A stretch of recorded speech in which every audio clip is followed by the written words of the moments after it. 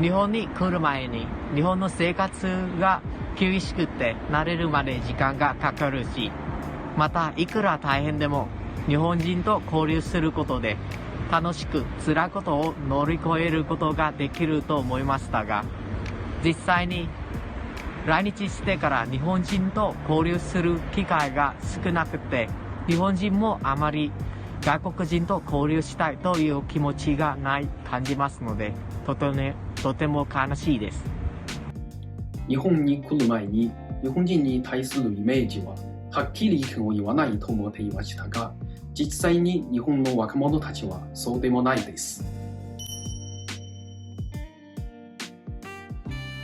部屋の壁が薄くて小さい声で喋っても音が部屋を通り抜けてしまって、隣部屋に住んでいる人に注意されます。自分の部屋なのに快適に住めません。アルバイトの時、お年寄りはよく方言で話しかけられて、最初あんまり意味が分かりませんでしたが、今は少しずつ慣れてきて分かるようになりました。日本人とうまく交流できないため、日本語をもっと勉強したいです。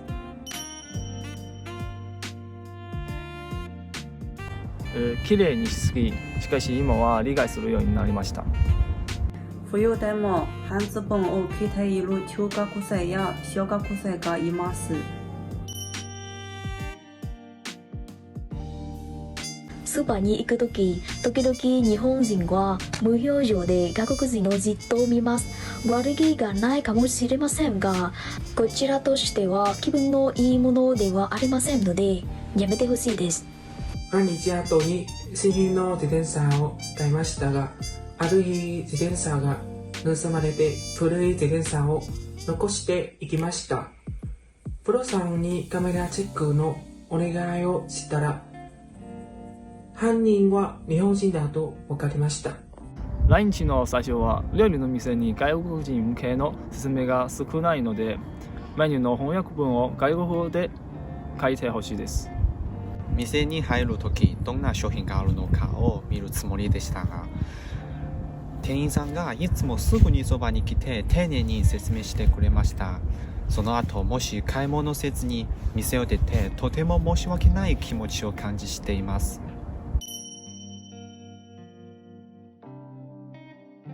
家族に連絡するとき、家族の顔や声で帰りたい気持ちを乗り越えました。最近、盗難事件が起こると、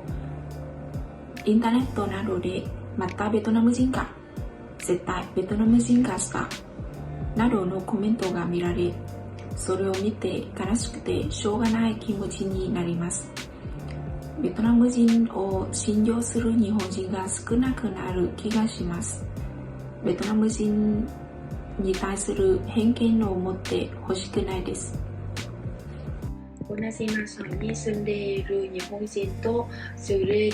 た時にいつも挨拶しなくて無視されています。外国人が怖いと思われている日本人がいっぱいいると思いますが、外国人でも人間でいい人が悪い人がいます。すれ違ったら笑顔で挨拶してほしいです。ある時、子供のグループを見かけて、話したと思って声をかけたら、そのグループを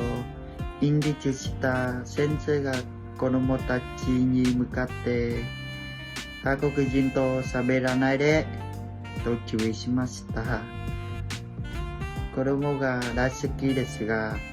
その言葉を聞いた後にとてもショックです。日本の子供とできれば話しかけないようにしています。外国人に対する差別をなくし、外国人でも活躍できる社会になってほしいです。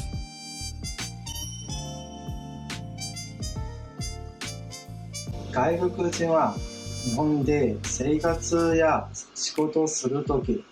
しっかり納税していますか？政府は外国人に対する態度ははっきりじゃないです。外国人に対して心を開いて話してほしいです。また家の賃貸をするときに国籍や人類で拒否することをやめてほしいです。手続きが面倒だし、初期費も高いし、条件も難しいので家を探すときにとても大変です。できれば条件を下げて初期費を安くしてほしいです。